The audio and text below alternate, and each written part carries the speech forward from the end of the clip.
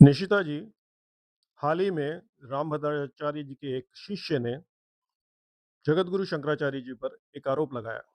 उस विषय में आपका क्या कहना है?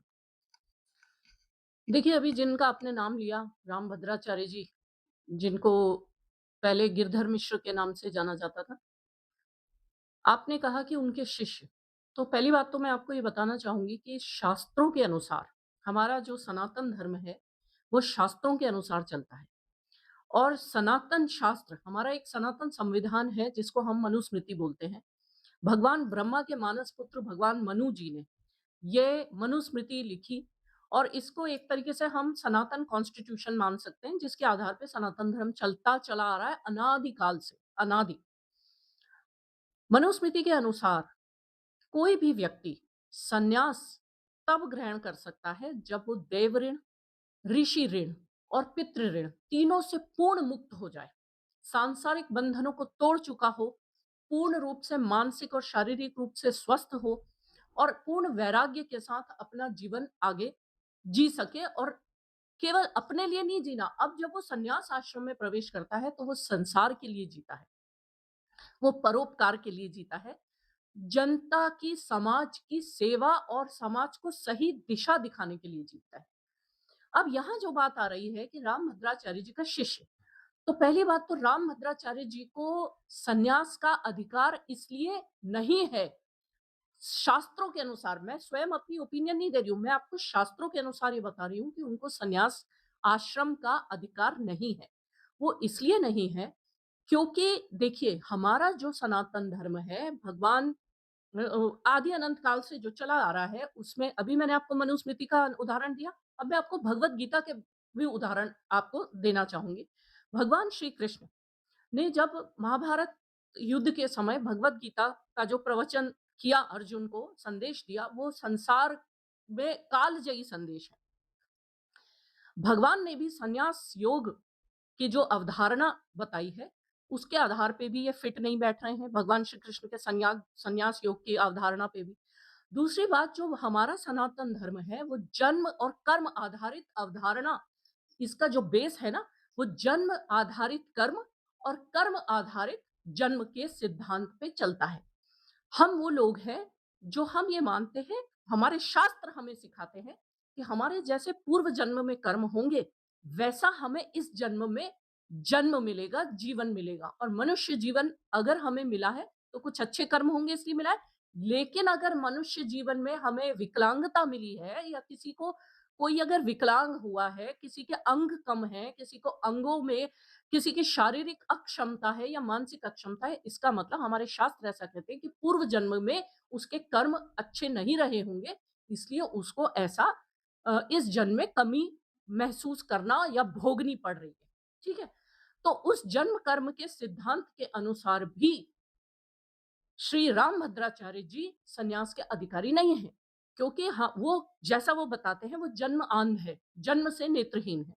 तो हमारे शास्त्र ये कहते हैं कि जिस व्यक्ति ने अपने पूर्व जन्म में माता, गुरु माता या माता तुल्य स्त्री, जो स्तुत्य स्त्री, जिसकी स्तुति होनी चाहिए, ऐसी स्त्री के प्रति काम वासना रखी हो या और तद अनुरूप आचरण किया हो, तो उसको अगले जन्म में नेत्रहीन बनकर कर्म दंड भोगना पड़ता है। अब उस सिद्धांत के अनुसार भी रामभद्राचार्य जी अगर नेत्रहीन है, तो वो अपना कर्म दंड भोग रहे हैं, यानी अभी वो ऋण से मुक्त नहीं हुए हैं। वो अपने पूर्व जन्म के ऋण को उतारने का प्रयास कर रहे हैं। तो जब वो पूर्व ऋण से मुक्त ही नहीं हुए हैं, तो वो संन्यास, जिसमें के सब सांसारिक बंधनों से आपको ऊपर उठना पड़ता है, तो वो संन्यास के अधिकारी कैसे हो सकते हैं? जब वो संन्यास के अधिकारी नहीं है, तो वो गुरु पद के, जिस तरह से वो गुरु पद पे विराजमान, स्वघोषित तरीके से विराजमान होकर शिष्य बना रहे हैं, तो उनको दीक्षा का भी अधिकार नहीं, शास्त्रों के अनुसार।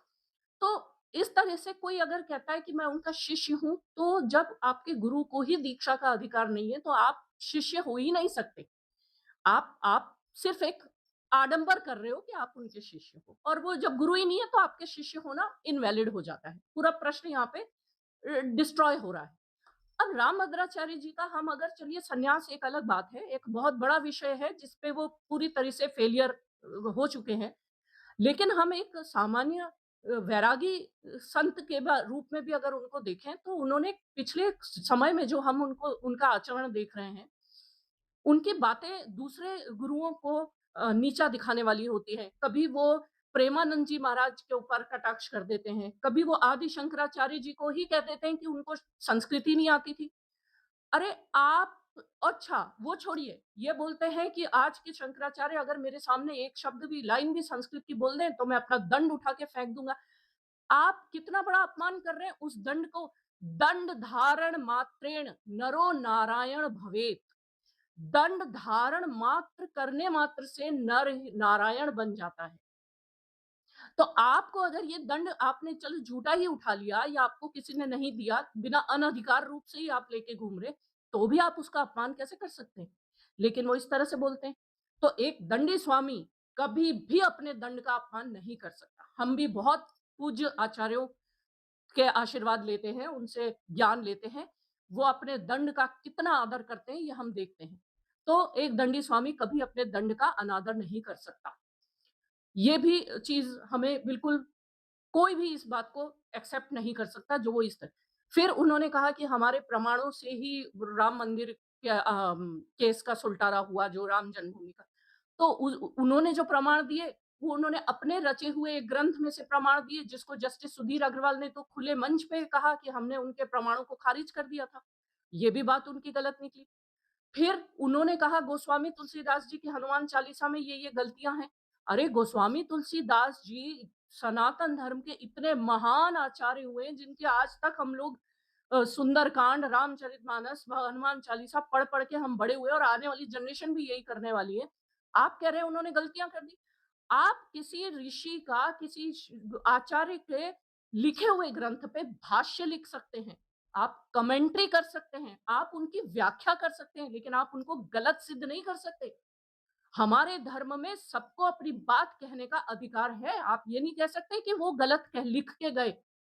उन्होंने जब हनुमान चालीसा में गलतियां बता दी, उस हनुमान चालीसा में चेंजेस कर दिए, तब परम पूज्य जगतगुरु पुरी शंकराचार्य स्वामी निशिलानंद सरस्वती जी महाराज ने खुले मंच से कहा कि बिल्कुल गलत है, हम इसको खारिज करते हैं। और शंकराचार्य जी का पद सर्वोच्च पद होता है। हमारे जो 4 आमनाय पीठ है शंकराचार्यों की, वो ही सनातन संस्कृति के ध्वजवाहक हैं और वो जो कह देते हैं, वो एक अपने आप में एक गाइडलाइन बन जाती है पूरे सनातन समाज के लिए। उन्होंने उसको खारिज कर दिया कि ये गलत कर रहे हैं। गोस्वामी तुलसीदास को झूठा बोलना, और वो स्वयं तुलसी पीठ बना के बैठे हैं, स्वघोषित, और फिर भी वो गोस्वामी तुलसीदास जी को झूठा बोल रहे हैं। तो कहने का तात्पर्य है कि उनके अपने आचरण से ही गुरुत्व नहीं झलकता। वो बार-बार किसी इंटरव्यू में बोलते हैं कि मैं चाहता हूँ कि मुझे ज्ञानपीठ पुरस्कार दिया जाए। अरे! कोई कोई आचार्य, कोई वैरागी, कोई संत, कोई महात्मा कभी अपने लिए पुरस्कार नहीं चाहता, वो तो देता है, वो लेने की इच्छा तो कभी रहती नहीं। तो इनके जो शिष्यों का भी आचरण इन्हीं के प्रकार का है। इनके एक शिष्य जो जिसका नाम जय मिश्रा है, वो ऐसा कहा जाता है, इनका नाम, पहले का नाम इनका गिरधर मिश्रा है। तो ऐसा माना जाता है कि ये उनका भतीजा है। अब क्या सच है वो तो जाँच का विषय है। ये उनके पीठ का उत्तराधिकारी भी है। अब वर्तमान में उसका नाम है रामचंद्र। अब इन रामचंद्र जी के ऊपर 3 साल पहले इन्हीं के आश्रम में रहने वाले 13 वर्षीय बालक ने अप्राकृतिक यौन संबंध बनाने के ऊपर पॉक्सो एक्ट में उसके पिता ने इनके ऊपर केस दर्ज किया। आपको पता होगा कि इतनी गंभीर बात थी कि उसके पिता सूरत में कहीं काम करते थे। वहां बच्चे ने उनको सूचना की, वो भाग के पहुंचे मिर्जापुर। वहां पे लालगंज थाने में एफआईआर दर्ज की गई। और ये केवल वाद नहीं था, सीधे इसमें एफआईआर पुलिस थाने में दर्ज की गई। उसके बाद ये केस पॉक्सो कोर्ट में पहुंचा। जब ये केस पॉक्सो कोर्ट में पहुंचा, पुलिस रिपोर्ट जब प्रस्तुत हुई, तो पुलिस रिपोर्ट में जो जज है, उनको ये पुलिस रिपोर्ट उन्होंने खारिज कर दी, क्योंकि पुलिस की जांच में बहुत अनियमितताएं पाई गई। पुलिस की जांच के अनुसार केस जज को जिस तरह से महसूस हुआ, उन्होंने इस पुलिस रिपोर्ट को खारिज करने के बाद केस चलाने का, ट्रायल का, उसमें आगे कार्रवाई करने की शुरुआत करी।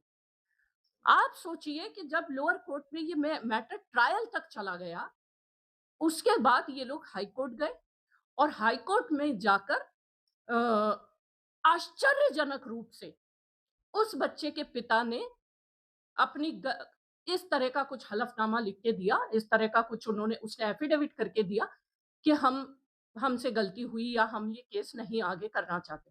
तो कहने का तात्पर्य है कि अगर उनसे गलती हुई होती तो वो केस दर्ज ही क्यों करते?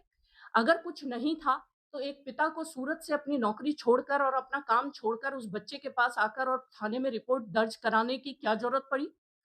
क्या ज़रूरत पड़ी कि वो इतने महीनों तक अदालतों के चक्कर काटने के बाद उसके पिता ने खुद ही झुक गया और खुद ही, यानी कहीं न कहीं कुछ तो ऐसा हुआ कि वो नहीं चाहते थे कि ये लोग नहीं चाहते थे कि ये मैटर आगे बढ़े। तो कुल मिला के ये इतनी संदेहास्पद स्थितियों में इन्होंने वो मैटर बंद करवाया। अब आते हैं दूसरे शिष्य के ऊपर। ये जो दूसरा शिष्य है, जो कि अपने आप को रामभद्राचार्य का शिष्य बोल के और भगवा चोला ओढ़ के काल-नेमी, जिस तरह से आज इस देश में काल-नेमी खड़े हो गए ना, आपके चैनल के माध्यम से मैं हिंदू समाज को ये बोलना चाहूँगी कि हर भगवे चोले वाले को भगवान मत मानिए, गुरु मत मानिए, आचार्य मत मानिए। ये जो काल-नेमी अब जो खड़ा हुआ है, जो केस लगाने के लिए, उसका बैकग्राउंड जानिए आप। हिस्ट्री शीटर 21 केस उसके ऊपर दर्ज हैं। यहां तक कि गौ तस्करों के साथ गौ तस्करी, धमकी देना, पुलिस वालों को धमकाना, रिश्वत देने तक के इसके ऊपर गोवध अधिनियम के अंतर्गत भी इसके ऊपर केस दर्ज है। गंभीर आरोपों के केसेस में ये सजा काट चुका है। एक बार तो इसने मीडिया में, अखबारों में, वो कटिंग्स मौजूद हैं आज भी, बयान दिया कि मैं इस्लाम धर्म अपनाने को तैयार हूँ। अरे! आज भगवा चोला पहन के घूम रहा है, अभी कुछ साल पहले इस्लाम धर्म अपनाने वाला था। ये आदमी, इनका खुद का क्या कैरेक्टर है जो एक इतने बड़े पीठ के आचार्य के ऊपर उँगलियाँ उठा रहे हैं? तो एक्चुअल मैटर ये है, देखिए आप समझिए, असल बात ये है कि विधर्मियों का एक संगठन है, जो चाहता है कि सनातन हिंदू धर्म को अधिक से अधिक डैमेज किया जाए। उनको कुछ सत्ताधीशों द्वारा पोषित किया जा रहा है। कुछ सत्ताधीश जो कि स्वयं भगवा चोला पहन के बैठे हुए हैं कुर्सियों पर, वो इन लोगों को पोषित कर रहे हैं। वो इन लोगों को गाइड कर रहे हैं कि तुम भी भगवा चोला पहन के आ जाओ, और जब तुम एक भगवा पे आरोप लगाएगा, एक भगवाधारी दूसरे भगवाधारी पे आरोप लगाएगा, तो सनातन समाज थोड़ा तो भ्रम में आएगा, थोड़ा तो आपकी बात पे सोचने को मजबूर होगा। पूरा खेल ये है। दूसरी बात, जगत गुरु शंकराचार्य जी महाराज पिछले काफी समय से गौ तस्करों, गौ हत्याओं के ऊपर बहुत बड़े लेवल पे आंदोलन चला रहे हैं, जिसमें उनको काफी सफलता मिल रही है। सनातन हिंदू जाग रहा है और उनके साथ जुड़ रहा है। सनातनी हिंदू जब स्वयं उनकी बातों को परखने जाता है तो उसको लगता है कि हाँ, ये सही कह रहे हैं, गौ हत्या तो हो रही है। आप वो छोड़िए, स्वयं बीजेपी शासित राज्यों में जहां पर प्रमाण मिल रहे हैं कि स्लॉटर हाउस भैंस काटने के लिए लगाया गया था, लेकिन उसके अंदर गाय कटने लग गई और लोगों को गाय के अवशेष मिले, और उन लोगों ने भोपाल में, अभी हाल ही की बात है, तुरंत अभी कुछ ही दिन पहले की बात है, तो जब स्वयं नगर निगम भोपाल के स्लॉटर हाउस में गाय के प्रमाण मिले, 26 टन गाय का मांस निकला जो कि लैब में टेस्ट हो गया। अब शंकराचार्य जी के इस अभियान पे कोई प्रश्न चिन्ह उठता ही नहीं है, क्योंकि जो वो कह रहे थे वो तो आपकी स्वयं की लैब टेस्ट आपके मुंह पे रिपोर्ट मार चुकी है कि हाँ, ये गाय का मांस है। अब उनसे तुम क्या सवाल पूछोगे? पॉइंट ये है कि कुल मिला के पूरा षड्यंत्र सनातन हिंदू धर्म को कमजोर करना, जो असली मुख्य प्रामाणिक पीठ के आचार्य हैं, उनके ऊपर उंगलियां उठाना। देखिए, आज से कुछ साल पहले कांची कामकोटी पीठ के जो जगत गुरु थे, स्वामी श्री जयेंद्र सरस्वती जी महाराज, उनको भी जयललिता ने ऐसे ही घिनौने और एकदम निराधार आरोपों पे दिवाली के दिन गिरफ्तार किया था, और बाद में वो निर्दोष साबित हुए, सारे आरोप उनके झूठे सिद्ध हुए जयललिता सरकार के, और वो बाहर आए। लेकिन तब तक आप एक देखिए, सनातन धर्म पे इन लोगों ने प्रहार तो किया ना। तो ये इस तरह के प्रहार ये लोग करते हैं, जो विधर्मी लोग हैं, विधर्मी ताकतें हैं, जो सनातन हिंदू धर्म को कमजोर करना चाहती है, वो काल-नेमी खड़े करते हैं। भगवाधारी काल-नेमी और असली आचार्यों के ऊपर वो प्रहार करते हैं, जिससे कि सनातनी कमजोर हो, अपने पथ से भटक जाए, दूसरे धर्मों को, मजहबों में घुस जाए, अपने शास्त्रों को छोड़ दे, अपनी पीढ़ियों को भी दूसरे मजहबों में घुसा दे, और ये इनका ये इस पूरी कड़ी में ये एक और स्टेप है।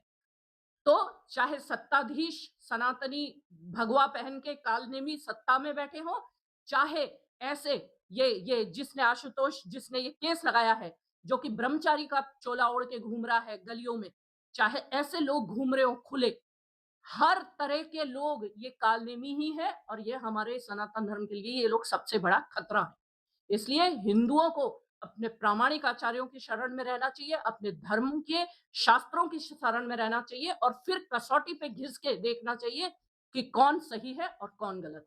ये आपके माध्यम से हम ये संदेश देना चाहते हैं।